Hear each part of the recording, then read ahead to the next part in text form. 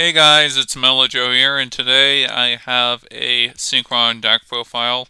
This one is going to actually be the Arrive in Light package build. It's been something I've been playing around lately at locals and everything. So here's what I've been experimenting on lately. So with Chaos Ruler banned, the Eschato package is basically dead meat currently. Literally, what it was is you would just send top five cards to the graveyard, and Chaos Ruler was basically a backup strategy. And at times, Chaos Ruler was actually just as good, if not sometimes better, than Junk Speeder, depending on the hand and field currently. So, I have also experimented with stuff like I've also experimented with the Sky Striker package. Just some weird testing stuff. Like I was thinking, oh look, engage, grab Hornet drones for a free level 1 token, and then you could just make speeder and stuff, or you could search Eagle Booster and then have some semi protection. And then I've also tried playing around with a new Blackwing support, because perhaps a level 6 tuner that's basically an XL Synchron for Blackwings is pretty cool. Like it can dump cards like Steam the Cloak and even Zephyros the Elite. And then I've also experimented with the just putting back in the Assault Mode package, and you could also just make a Star Dragon Assault Mode.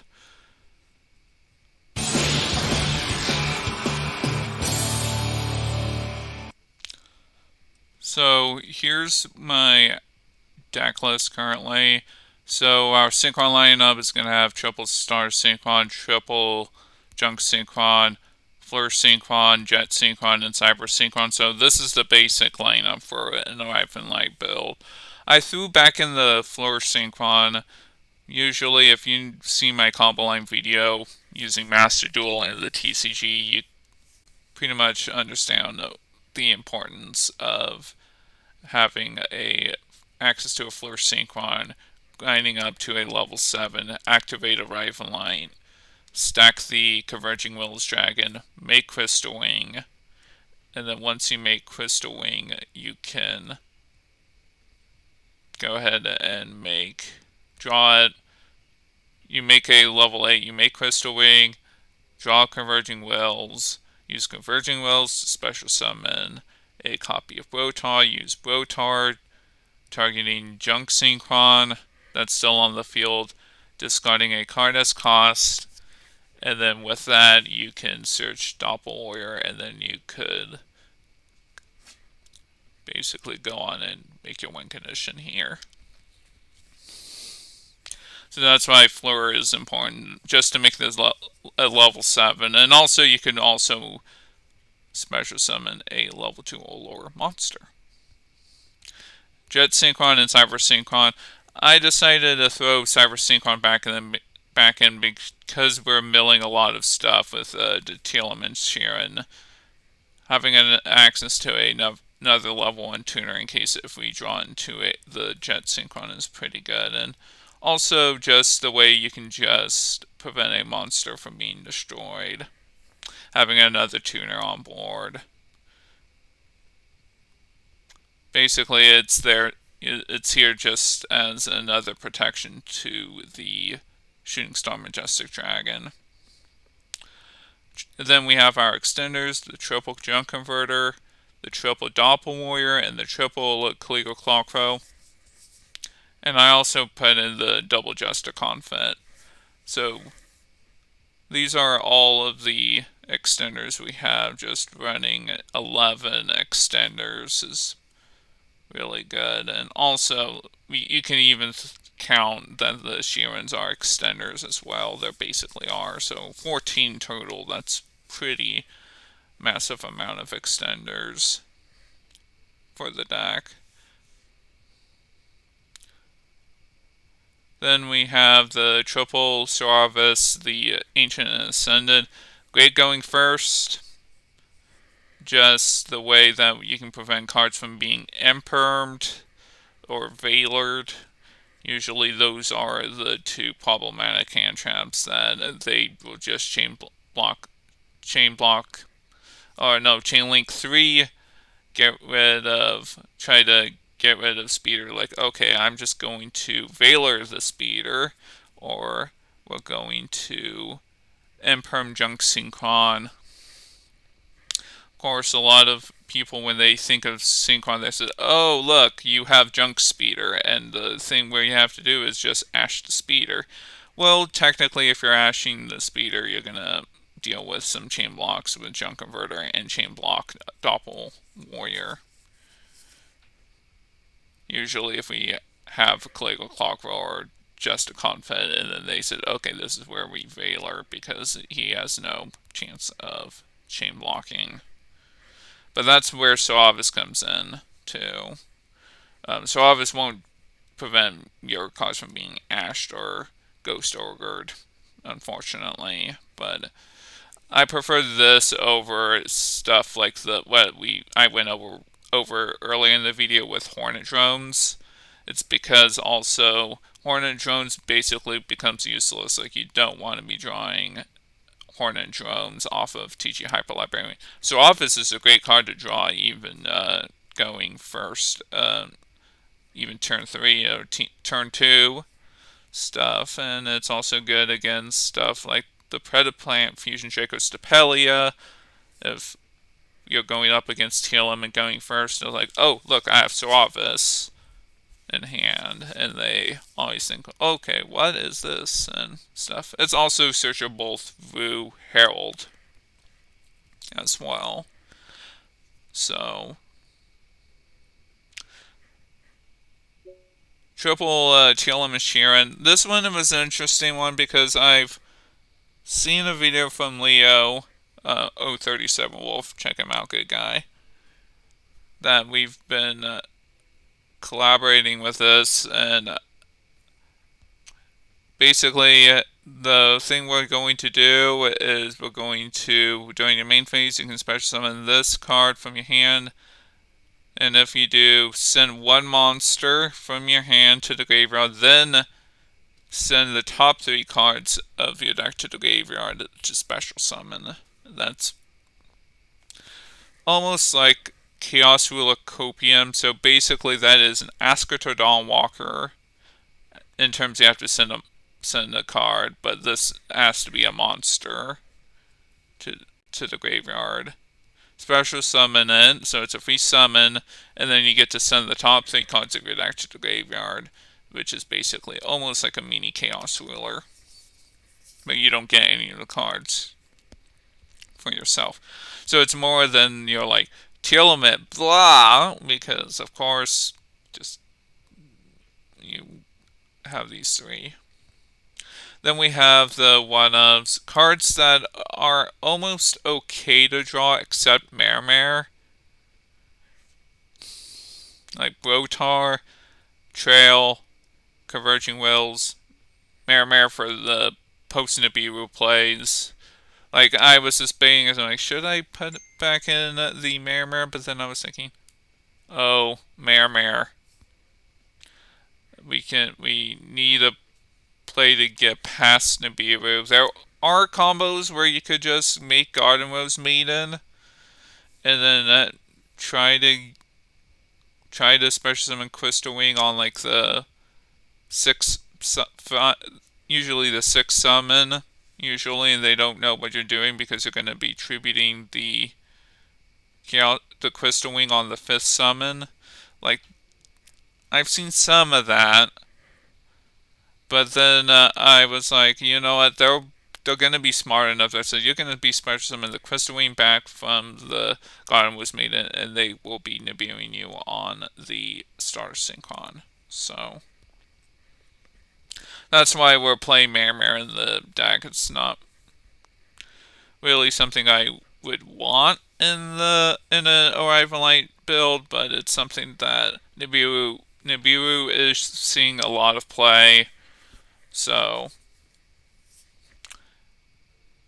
that's why we have that play.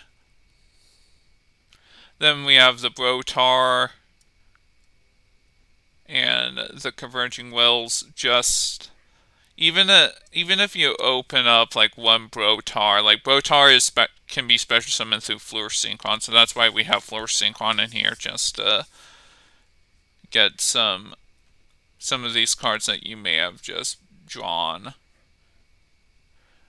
We have Converging Wills Dragon. Like, even with Converging Wills, you can stack this if you open up Converging Wills. You can stack it through and stack it with Arrive and Light. So you can stack level 1 dragons through Arrive and Light. Like, also with with Floor Synchron, you can just discard it with the Junk Converter, or you can also discard it through Sheeran, so it's not really that big of a deal if you open up with Flourish Synchron and a Tier Limit Sheeran. And then you still have full combo, assuming you have full combo, of course.